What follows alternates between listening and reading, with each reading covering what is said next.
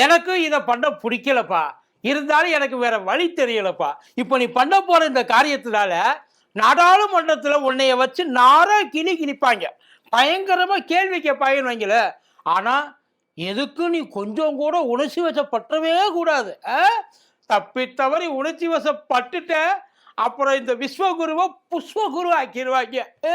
தயவு செய்து அப்படிலாம் எந்த எமோஷனும் நீ ஆகவே கூடாது. எதுவாக இருந்தாலும் அப்படி ஒரு மாதிரியாவே நீ மெயின்டைன் பண்ணிட்டு போயிடணும் கடைசி வரையும். நீ எனக்கு எவ்வளோ விசுவாசமாக இருக்கிற அப்படின்றத நீ இப்போத்தான் ப்ரூவ் பண்ண வேண்டிய ஒரு டைம் வந்திருக்கு. தயவு செய்து அவங்க கிட்ட இதைய கோர்த்து விட்டுறாதப்பா அப்படின்னு சொல்லி ஐயாவோட மானத்தை காப்பாற்றுறதுக்காக அவர் அடமானமாக வச்சுட்டு போயிருக்காரு நாடாளுமன்றத்துக்குள்ள. என்னன்னா அவங்க ஒரு பிளானோட இருக்கிறாங்க ஆப்போசிட்ல.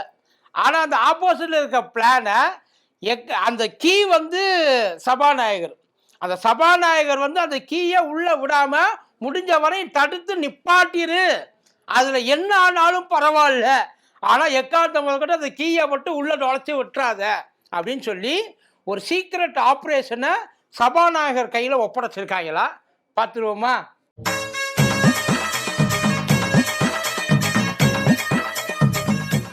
பூஸ்டர் சுகரை கண்ட்ரோல் பண்ணும், உங்க ஆரோக்கியத்தை மீட்டு தரும். சர்க்கரையை கட்டுப்படுத்துறதுக்கான எளிமையான வழிமுறை, இயற்கையான வழிமுறை. அனைத்து மருந்து கடைகளிலும் கிடைக்கும். மதியம் நேருக்கு வணக்கம். இது மதியம் தர்பார் கூத்தடி கோப்பி. உண்மையிலே இதெல்லாம் பார்க்குறப்ப எதுக்குடா இந்த வாடகட்ட பொழப்பு அப்படின்ற மாதிரி தான் சார் இருக்குது. ஏன்னா இப்போ நாடாளுமன்றத்தில் என்ன டிஸ்கஸ் பண்ணுவாங்கன்னா, அவங்க கேட்குற கேள்விகளுக்கு பதில் சொல்ல வேண்டிய கட்டாயம் அந்த ரூலிங் பார்ட்டிக்கு உண்டு, சட்டசபைக்கு. அதான் என்ன கேள்வி வேணாலும் கேட்கலாம், அந்த கேள்வியை அவங்க அவாய்டே பண்ண முடியாது. அந்த கேள்வியை அவங்க வந்து நேரடியாகவும் கேட்கலாம், இல்லை எழுத்துப்பூர்வமாகவும் கேட்கலாம். அதே மாதிரி அவங்களும் அதுக்கு நேரடியாக பதில் சொல்லலாம், இல்லை எழுத்துப்பூர்வமாகவும் பதில் சொல்லலாம். ஆனால் எக்காரணத்தை முதற்கொண்டு இந்த 3 கேள்வியை அவங்க நாடாளுமன்றத்துக்குள்ளே கேட்கவே கூடாது. கேட்டாலும் அந்த கேள்வியை நீ அக்செப்டே பண்ணக்கூடாது. இதைத்தான் ஐயா மோடி சபாநாயகர் ஓம் பிர்லா இருக்கார்ல, அவருக்கு ரகசியமாக ஒரு லெட்டர் எழுதி அந்த ரகசிய லெட்டரையும் சேர்த்தாப்புல போட்டு விட்டாங்க. அதில் என்ன அந்த 3 கேள்வி அப்படின்னா ரொம்ப சிம்பிள். இந்த ரொம்ப நாளாக இந்தியாவே கேட்டுக்கிட்டு இருக்க பற்றியெல்லாம் அவங்க கேட்டு அழுத்து போயிட்டாங்க. இந்த பிஎம் கேர் ஃபண்டு, அந்த பிஎம் கேர் ஃபண்டு என்ன கணக்கு, இது ஒரு கேள்வி.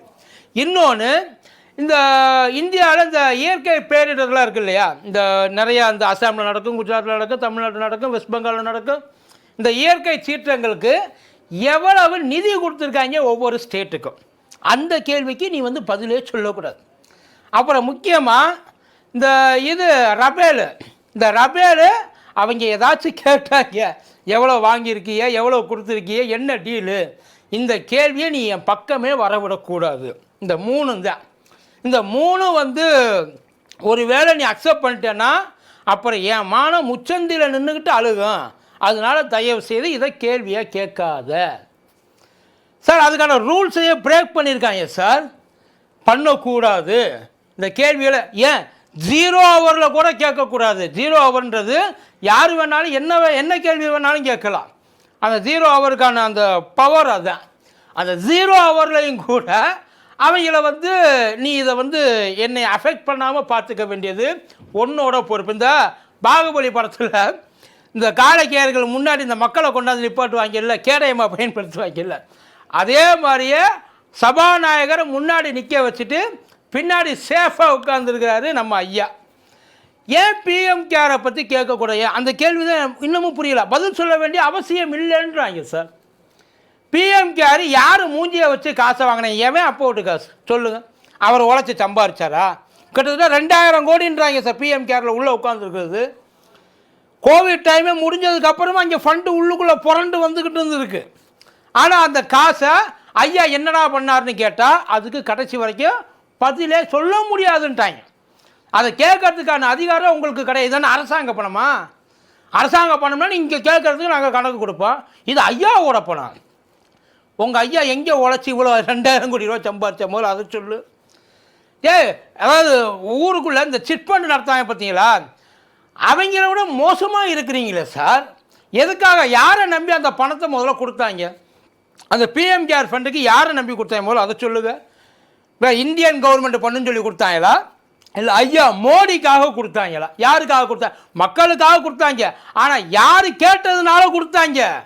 யாரை நம்பி கொடுத்தாங்க? கொடுத்தவங்க கணக்கு கேட்டால் கொடுக்க வேண்டியதானே? அதானே சார் முறை. அப்படிலாம் நீங்கள் கேள்வி கேட்கக்கூடாது. நாங்கள் ஐயா வந்து தனிப்பட்ட முறையில் அந்த ஃபண்டை மெயின்டைன் பண்ணிகிட்டு இருக்காரு.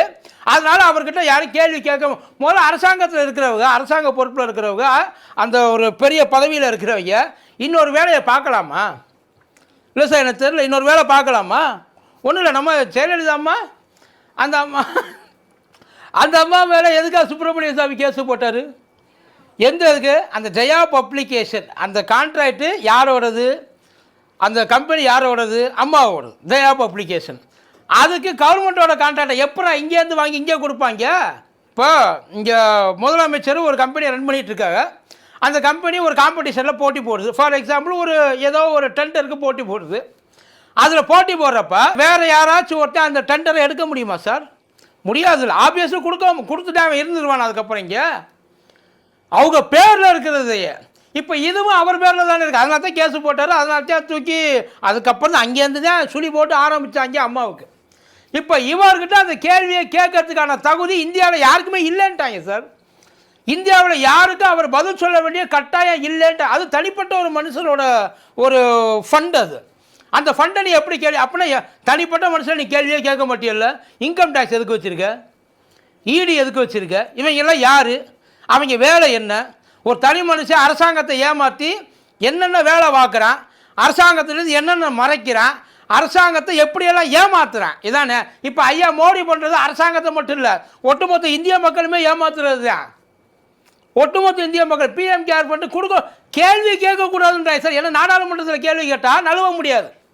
அதுக்கு உட்காந்து பதிலை சொல்லியே ஆகணும். எங்கேயும் எஸ்கேப்பில் ஆக முடியாது. அதனால் எங்கே இந்த கேள்வியை கேட்கறதுக்கு அவங்க ரெடி ஆகிட்டாங்க. அது எப்படியோ அவருக்கு தெரிஞ்சு போச்சு. அதனால் இந்த கேள்வி சபைக்கு உள்ளே வரவே கூடாது. அப்படி இந்த ஊழல் இல்லாத ஆட்சி, மக்கள் நம்பிக்கை உள்ள ஆட்சி, இதெல்லாம் எங்கேருந்து வருது? எங்கே நெஞ்ச நிமித்தி சொல்லுதல சார். ஓப்பனாக ஒரு ஃப்ராடை பண்ணிவிட்டு இதுக்கு முன்னாடி இந்த ஃப்ரீடம் 251 அது வேறு கிடக்கு. அந்த இது என்ன ஆச்சுன்னு இது வரைக்கும் தெரியல. அதுக்கு யாரை அம்பாசடராக போட்டு காமிச்சாங்க? மூஞ்சியை சிரிச்ச மாதிரி ஒரு மூஞ்சியை கொண்டாந்து வச்சுருப்பாங்க. இல்லை, யார் மூஞ்சியை வச்சாங்க? எதை நம்பி அதில் அவ்வளோ பேர் காசை இன்வெஸ்ட் பண்ணாங்க? அது என்ன ஆச்சு? அமௌண்ட்டு சிறுசாக இருந்தாலும் ஆட்டையை போட்டது எவ்வளோ பெரிய அமௌண்ட்டு? தனிப்பட்ட முறையில் அது குட்டி அமௌண்ட்டு. ஆனால் மொத்தமாக சேர்த்து ஒருத்தன்ட்டு எப்படி கொழுத்து போய் உட்காந்துருச்சு? எப்படி? ஸோ இதையெல்லாம் கேள்வி கேட்டால் இதெல்லாம் நீங்கள் சேர்த்துக்கங்க சார். இன்னும் நிறைய ஐயா பேரை சொல்லி ஒன்றும் இல்லை. இந்த இன்சூரன்ஸு ஐயா மூஞ்சியை வச்சு தானே கிளைம் பண்ணாங்க. செத்தவனே திரும்ப திரும்ப திரும்ப திரும்ப எல்லாம் ஐயாவோட ஆட்சி செய்கிற அந்த மாநிலத்தில் தான் பெருமையாக பேசுவார்ல. Gujarat model, UP model, Modi model, எல்லாமே பூராவுமே ஃப்ராடு மாடலு. இல்லை நான் சொல்லலை, அது நடந்ததை சொல்கிறேன். ஃப்ராடாக நடந்துருக்குது. ஐயா ஒரு இதோடு தான் இருக்கலாம். இது அதான் கவர்மெண்ட்டு போகிற ஸ்கீமில் அது ஆளுக்கு பங்கு பிரிக்கிறதுலாம் தனிப்பட்ட விஷயம் சார். ஆனால் பச்சையாக ஒவ்வொருத்தையும் பாக்கெட்லேருந்து காசை எடுத்துக்கிட்டு நான் உனக்கு அதாவது உதவி பண்ணுறேன்ற பேரில் இந்த இது சில ஃபாரின்லாம் இது நடக்கும். நம்ம ஊர் பேரை சொல்லியே அதான் இங்கே உடம்பு சரியில்லாமல் இருக்கிறாங்க, அவங்கள காப்பாற்றணும், ஆப்ரேஷனுக்கு இவ்வளோ செலவாகும், காசு கொடுங்க அப்படின்னு கை நீட்டி காசை வாங்கிட்டு அதை வச்சுட்டு ஜாலியாக செலவழித்து திரிவாங்கல்ல. அதே மாதிரியே தான் பிஎம் கேரையும் ஐயா பண்ணியிருக்காப்புல. ஏன் மக்கள் சாகுறாங்க, அதனால வசதியாக இருக்கிறவங்க வாரி கொடுங்க, நான் அவங்களுக்கு போயிட்டு உதவி பண்ணணும். சரியா, என்ன உதவி பண்ண அதை சொல்லு. அதுக்கு என்ன சார்? சார் எனக்கு புரியல. ஒரு 2000 கோடிக்கு கணக்காக காட்ட முடியாது உங்களால். ஒரு கையெழுத்தில் போட்டு கொடுத்து நான் மொத்தமாக கவர்மெண்ட்டுக்கு ஃபண்டை மாற்றினேன். ஆனால் அப்படி பார்த்தாலும் அதுக்கு ரெக்கார்டு வேணும்ல. எப்படி மாற்றினேன்? ரெக்கார்டை கொடுப்பாங்க. எல்லா பக்கமும் ஒரு முட்டுக்கட்டையை போட்டு உட்காந்துருக்கிறாங்க. அதனால தயவு செய்து அதை யாரும் தொட விடாமல் பார்த்துக்கங்க அப்படின்றதுல ரொம்ப தெளிவாக இருக்கிறார். உத்தமப்பா வேறு இவர் தான் உத்தமம். இந்தியாவோட உத்தமே இவர் தான். ஏன்னா எனக்கு ஒன்றும் புரியலை. குடும்பம் கிடையாது, குழந்தை குட்டி கிடையாது, வேறு எந்த கமிட்மெண்ட்டும் கிடையாது. இருக்கிறது எல்லாத்தையும் அதை தனிப்பட்ட இல்லை. அந்த ஃப்ளைட்டு வாங்கினேன், அந்த ஃப்ளைட்டு வாங்கினது இந்த காசில் எதாவது போச்சா? அது புரியல. அந்த இந்த காளான் சாப்பிட்றாங்கன்ற அந்த காசு அதுக்கு ஏதாச்சும் சார் அப்படி நீங்கள் செலவழிச்சாலும் சொல்லுங்கள் சார், தப்பு இல்லை. உங்களுக்காகத்தான் கொடுத்தாங்க. இந்தியா நல்லா இருந்தானே நான் நல்லா இருந்தானே ரெண்டுமே ஒன்று தானே. நான் தான் இந்தியா, இந்தியா தான் நான். அப்படின்ற மாதிரி நீங்கள் சொல்லிட்டாங்க. அதையும் ஏற்றுக்கிறதுக்கு இங்கே சில கழுசடைங்க இருக்குது. அதெல்லாம் வந்து எதையுமே வந்து நீங்கள் சொல்கிறத எதிர்த்து பேசக்கூடிய அளவுக்கு, ஆனால் கேட்குறதுக்கு ஆள் இருக்காங்க, ஒத்துக்கிறதுக்கு ஆள் இருக்கிற மாதிரி கேட்கறதுக்கு தூக்கி போட்டு மிதிக்கிறதுக்கு இதுக்காக நீ வாங்கினியா என்கிட்ட அப்படின்னு கொடுத்தவன் கேட்க மாட்டான் கண்டிப்பாக. அதான் ஏன்னா கொடுத்தவன் எதுக்கு கொடுக்குறோன்னு தெரிஞ்சு தானே கொடுப்பேன். இதுவரையும் கொடுத்தவன் எங்கேயாச்சும் கணக்கு கேட்டிருக்கானா? ஏன்னா கொடுத்தவனுக்கு நாம் என்னென்ன எதை வச்சு சரி செய்யணுமோ அதெல்லாம் நம்ம நல்லாவே செஞ்சுருப்போம் இல்லையா? அதனால் அவனோட கணக்கு அவன் செட்டில், அவன் ஓகே. ஆனால் மற்றது அப்போ அந்த கணக்குக்கு நீ கடைசி வரைக்கும் கணக்கு தரவே மாட்டிய, அப்படி தானே? அதை கேட்டால் உடனே தேச துரோகி, உடனே அந்நிய நாட்டு சதி, உள்ளுக்குள்ளே உட்காந்துட்டு இப்படி ஓப்பனாக ஒரு ப்ராடை பண்ணிகிட்டு இருக்கீங்களே இவங்கள தெரியலை சார், கேட்கக்கூடாதுன்னு இவங்களுக்கு தனி சட்டமாக என்ன? அப்படியே இருந்தாலும் பிரதமருக்கு மட்டும் அது என்ன விதிவிலக்கா? அவர் அந்த வேலையை பார்க்கலாமா? அப்படி அந்த இல்லைப்பா பிரதமர் அந்த வேலையை பார்க்கலாம், அதுக்கு சட்டத்தில் இடம் இருக்குது, எங்கேயாச்சும் ஒரு இடத்துல காட்டுங்களே பார்ப்போம். காட்டிட்டா பேசாமல் போயிடலாம். அப்புறம் அந்த பேரிடர் நிதி, இந்த பேரிடர் நிதியை ஏன் இப்போ வந்து உங்களுக்கு அதை முக்கியமாக அதையே சொல்கிறாங்கன்னா 5 எலெக்ஷன் வருது. பாண்டிச்சேரி, தமிழ்நாடு, கேரளா, அஸ்ஸாமு, வெஸ்ட் பெங்கால். இதில் பாண்டிச்சேரியும் அஸ்ஸாமும் வந்து பிரச்சனை கிடையாது. ஏன்னா அதில் வந்து ஒன்றில் வந்து ஓப்பன் ஆச்சு, இன்னொன்றில் வந்து அன்ஓப்பன் ஆச்சு.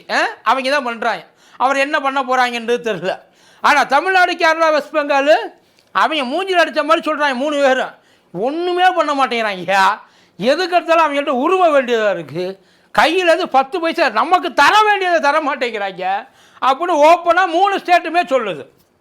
அப்படி இருக்கிறப்ப இந்த பேரிடர் நிதி இருக்கு இல்லையா, இந்த பேரிடர் நிதியை மற்ற ஸ்டேட்டுகள் அஸ்ஸாமுக்கு என்ன கொடுத்தாங்க, குஜராத்துக்கு என்ன கொடுத்தாங்க, மகாராஷ்டிராவுக்கு என்ன கொடுத்தாங்க, இதெல்லாம் வந்து கேட்குறப்ப அதை ஓப்பனாக சொல்லிட்டாங்கன்னு இல்லை திரும்ப அவங்க கையிலேயே வச்சு அடிப்பாங்க. பாரு இதுக்கெல்லாம் எவ்வளோ கொடுத்துருக்காங்க, இதுக்கு வந்து இந்த ஸ்டேட்டு இந்த ஒட்டுமொத்த இந்தியாவுக்கு இந்த ஸ்டேட்டெல்லாம் எவ்வளவு கான்ட்ரிபியூட் பண்ணியிருக்கு, ஆனால் நமக்கு எவ்வளவு கொடுத்துருக்காங்க பாருன்னு அதை தூக்கி போட்டு அடிக்க மாட்டாங்க. எலெக்ஷன் பாதிக்கும்ல. ஓ அப்போ நீ இவ்வளோ வேலை பார்த்துக்கிட்டே சும்மா வாயை மட்டும்தான் வச்சு எங்கள்கிட்ட வந்து நீ இருந்திருக்க இல்லையா? மற்றதெல்லாம் வந்து வாரி கொடுக்குறதெல்லாம் அந்த பக்கம் கொடுத்துட்டு போயிட்டேன். எங்களெல்லாம் பார்த்தா உங்களுக்கு இழிச்ச வாய் மாதிரி அவங்களுக்கு கொடுக்கறதுக்காக நாங்கள் உட்காந்து உழைக்கணும் இல்லை? எங்களுக்கு ஒரு பிரச்சனைனா நீ எதுவுமே வந்து ஆக்ஷன் எடுக்க மாட்டேன், எதையும் தர மாட்டேன் அப்படின்னு கேட்பாங்க இல்லை இங்கே இருக்கிறவங்க. அதுதான் இருக்கிறதுலே பிரச்சனை. அப்புறம் இந்த ரபேலோட இப்போ ரபேலுக்கு வந்து இப்போ இந்த ஃப்ரான்ஸ்லேருந்து வர போகிறாப்புல அதிபர், அந்த அதிபர் இங்கே வர்றதுக்குள்ளே அடுத்த டீலி இங்கே போயிட்டாங்க. இன்னும் எக்ஸ்ட்ரா ஒரு 114 ரபேல் வாங்கணும். ஏற்கனவே வந்து ஒரு 36, 52, 40, 62 ரபேல்கிட்ட வாங்கிட்டாங்க. இன்னும் 114 ரபேல் உடனே இப்போவே வாங்கி ஆகணும். அவர் இங்கே வர்றதுக்குள்ளே அதை வாங்கி ஆகணும்னு ரொம்ப முனைப்பாக இருக்கிறாங்கன்னு வைங்கிற. சரி அந்த ரபேல் கணக்கு யாரு காசில் வாங்குறிய புரியலையே. பாசாக ஏதாவது ஃபாரின் இன்வெஸ்ட்மெண்ட் பண்ணியிருக்கா, இல்லை ஐயா மோடி ஏதாச்சும் மஸ்க்கு கூட போட்டி போடுற மாதிரி எதையாச்சும் ஒரு கம்பெனியை வச்சு ஸ்பேஸ் எக்ஸ் மாதிரி ஏதாச்சும் பண்ணுறாரா? எந்த காசில் நீங்கள் இதெல்லாம் வாங்குறீங்க? எங்கள் காசில் தானே. அப்போ அதுக்கான கணக்கு கேட்டால் ஏன் கொடுக்க மாட்டேங்கிறீங்க சார்? டிரான்ஸ்பரண்ட்டாக இருக்கணும், மக்களுக்கு நம்பிக்கையாக இருக்கணும், மக்களை ஏமாற்றக்கூடாது. இதெல்லாம் வந்து பேசுறீங்களா? அப்போ இது பண்ண இப்போ அவங்க என்ன அவங்களுக்குள்ள கணக்காக கேட்குறாங்க? இல்லை உங்களோட பர்சனல் கணக்கு பிஎம்மும் உண்டு. அது பர்சனலாக போனாலும் பர்சனலு, அஃபிஷியலாக போனாலும் அஃபிஷியல். மற்ற 2 நீ என்ன செஞ்சன்றது தானே கேட்குறாங்க. அதை கொடுக்குறதுல என்ன சார் உங்களுக்கு அவ்வளவு கஷ்டம்? ஏன் இந்த இடமெல்லாம் உங்களுக்கு இடிக்குது? ஏன் உங்களால் இதெல்லாம் வந்து மேனேஜ் பண்ண முடியலை? ஏன் இதை பதில் அப்படி அதாவது நாடாளுமன்றத்தில் சொல்லக்கூடாத பதில், ஓப்பனாக சொல்லக்கூடாத பதிலாக இருக்குது. பாதுகாப்பு சம்மந்தமாக சொல்லக்கூடாது, வேறு ஏதாவது இராணுவ ரகசியமாக சொல்லக்கூடாது, வேறு ஏதாச்சும் புதிய நியூக்ளியர் சோதனையாக சொல்லக்கூடாது. அதெல்லாம் வந்து நீங்கள் வச்சுக்கலாம். ஆனால் இது காசு சம்மந்தப்பட்டது சார். நாங்கள் கஷ்டப்பட்டு எங்ககிட்டேருந்து உருவி தேடி இறுக்கி பிடிக்கி எல்லாத்தையும் பண்ணி வச்சுருந்து சம்பாரிச்சதை வாரிட்டு போனது. அதுக்கு நீங்கள் ஏதாச்சும் சொல்லணும், பதில் சொல்லணுமா சொல்லக்கூடாதா? இவங்க ஏதாச்சும் பண்ணிக்கிட்டு இருக்காங்க, வேறு எதுவும் கிடையாது சார். இப்படிலாம் இருக்கிறது, இதை வந்து கேட்கக்கூடாது அப்படின்னு சொல்லிட்டு சபாநாயகரை முன்னாடி நிப்பாட்டிட்டாங்க. அது சபாநாயகரை எவ்வளோ நல்லா சமாளிப்பாருன்றது தெரில. பதில் சொல்லிட்டா கூட 10 நாளில் மறந்துடுவாங்க, பதில் சொல்லலைன்னா 10 வருஷத்துக்கு இழுத்துக்கிட்டே கிடப்பாங்க. ஃப்ராடுன்றது உறுதியாகி போச்சு.